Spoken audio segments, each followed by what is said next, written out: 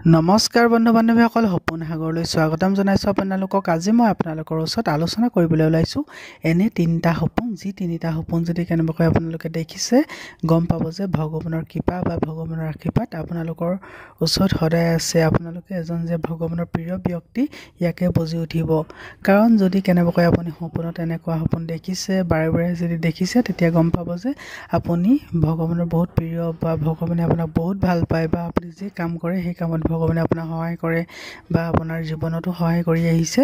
কাৰণ যদি আপুনি ভগৱানৰ প্ৰিয় হয় তেতিয়াহ'লে এইকেইটা সপোন আপোনালোকে কেতিয়াবা নহয় কেতিয়াবা দেখিব পাৰে।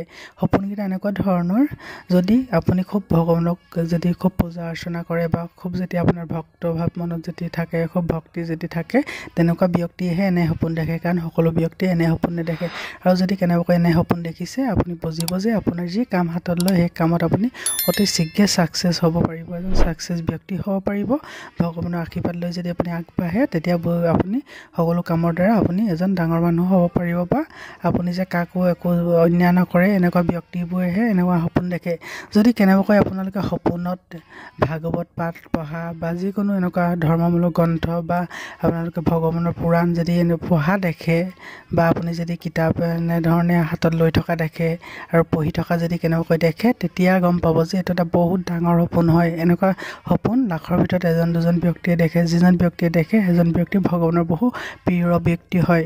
আৰু যদি আপোনালোকে কেনেকুৱা পঢ়ি থকা দেখিছে, ভাগৱত পাঠ পঢ়ি থকা দেখিছে, বা যিকোনো এনেকুৱা কীৰ্তন পঢ়ি থকা যদি দেখিছে, বা যদিও আপুনি পঢ়া নাই বেলেগে পঢ়ি থকা যদি আপুনি চাই আছে বা শুনি আছে, তেতিয়াহ'লে গম পাব যে আপোনাক ভগৱানে বহুত ভাল পায়।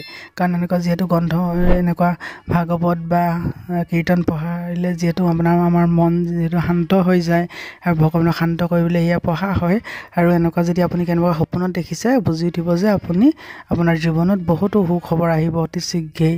আৰু লগতে যদি আপুনি সপোনত স্নান কৰা দেখে, গা ধোৱা দেখে, নিজৰে যদি গা ধোৱা, যিহেতু গা ধুলে মানুহ পবিত্ৰ হয়, আৰু স্নান কৰা যদি ভালদৰে যদি দেখিছে, কোনো যদি আপুনি পবিত্ৰ স্থানত গৈ যদি স্নান কৰা দেখিছে নিজকে, তেতিয়াও বুজি উঠিব যে আপোনাক ভগৱানে বহুত ভাল পায় আৰু আপোনাৰ ভগৱানৰ যে এজন প্ৰিয় ব্যক্তি হয়।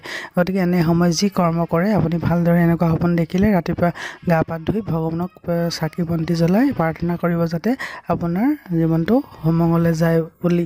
আৰু যদি আপোনালোকে খুব যদি পানী দেখে বা ভগৱানৰ মূৰ্তি দেখে বা প্ৰাৰ্থনা কৰি থকা দেখে, বা আপুনি কিবা ভগৱানক উৎসৰ্গা কৰা দেখে, বা আপুনি ধূপ ধূনা জ্বলোৱা যদি দেখে, বা আপুনি সদায় পূজা কৰা যদি এনেকৈ সপোনত দেখিছে, তেতিয়াও বুজিব যে আপোনাক ভগৱানে বহুত ভাল পায়, বা আপুনি যি পূজা অৰ্চনা কৰে সেই পূজা অৰ্চনাত সন্তুষ্ট হৈছে ভগৱান, সেয়েহে আপোনাক এনেকৈ সপোনত দেখাই দিছে।